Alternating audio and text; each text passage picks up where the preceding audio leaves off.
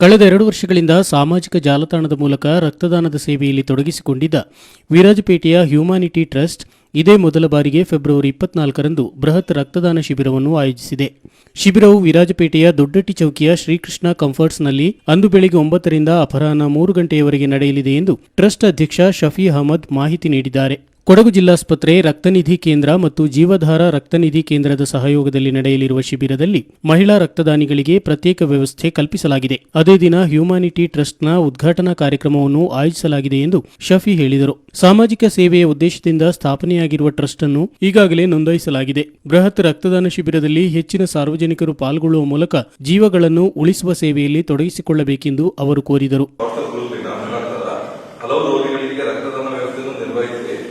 ಸಮಾಜ ಸೇವೆಯಲ್ಲಿ ತೊಡಗಿಸಿಕೊಳ್ಳುತ್ತೇವೆ ಹಾಗೂ ಜಾತಿ ವರ್ಷದಲ್ಲಿ ಮೊಟ್ಟ ಮೊದಲಿಗೆ ಬೃಹತ್ ರಕ್ತದಾನ ಶಿಬಿರವನ್ನು ಹಮ್ಮಿಕೊಂಡಿದ್ದು ತಮ್ಮೆಲ್ಲ ಸಹಕಾರವನ್ನು ಕೋರಲಾಗಿದೆ. ಕೇಂದ್ರ ಹಾಗೂ ಜೀವಧಾರ ರಕ್ತನಿಧಿ ಕೇಂದ್ರವರು ಅವರು ಬರ್ತಿದ್ದಾರೆ.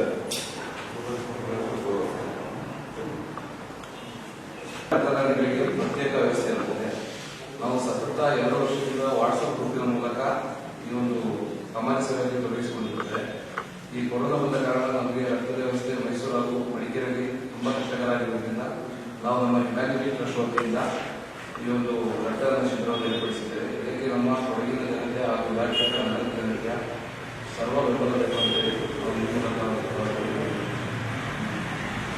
ಹೆಚ್ಚಿನ ಮಾಹಿತಿಗಳನ್ನು 944 9174 029 9611071437 9964555564 9591252618 ಅಥವಾ 7676845333 ಮೊಬೈಲ್ ಸಂಖ್ಯೆಗಳಲ್ಲಿ ಪಡೆದುಕೊಳ್ಳಬಹುದು ಎಂದು ಶಫಿ ಹೇಳಿದರು. ಗೋಷ್ಠಿಯಲ್ಲಿ ಟ್ರಸ್ಟ್ ಉಪಾಧ್ಯಕ್ಷ ಮಹಮ್ಮದ್ ಹಾಸಿಂ, ಖಜಾಂಚಿ ಹಬೀಬುಲ್ಲಾ, ಕಾರ್ಯದರ್ಶಿ ಫೈಜಲ್ ಮತ್ತು ಸದಸ್ಯ ಮೊಹಿಸಿನ್ ಉಪಸ್ಥಿತರಿದ್ದರು.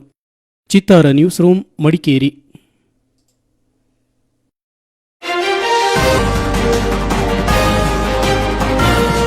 ಈಗಾಗಲೇ ಕಿಡಿ ಮತ್ತು ಜಟಾಯು ಎಂಬ ಕಿರುಚಿತ್ರಗಳ ಮೂಲಕ ಸಾಮಾಜಿಕ ಜಾಲತಾಣಗಳಲ್ಲಿ ಹೆಸರಾದ ಹಾಗೂ ಮಾಲ್ಗುಡಿ ಡೇಸ್ ನಿರ್ದೇಶನ ತಂಡದಲ್ಲಿ ಕಾರ್ಯನಿರ್ವಹಿಸಿದ್ದ ಎಂಎಸ್ ವಿನಯ್ ಕುಮಾರ್ ನಿರ್ದೇಶನದ ಮಡಿಕೆ ಬೀಡು ಕಿರುಚಿತ್ರದ ಟ್ರೇಲರ್ ಫೆಬ್ರವರಿ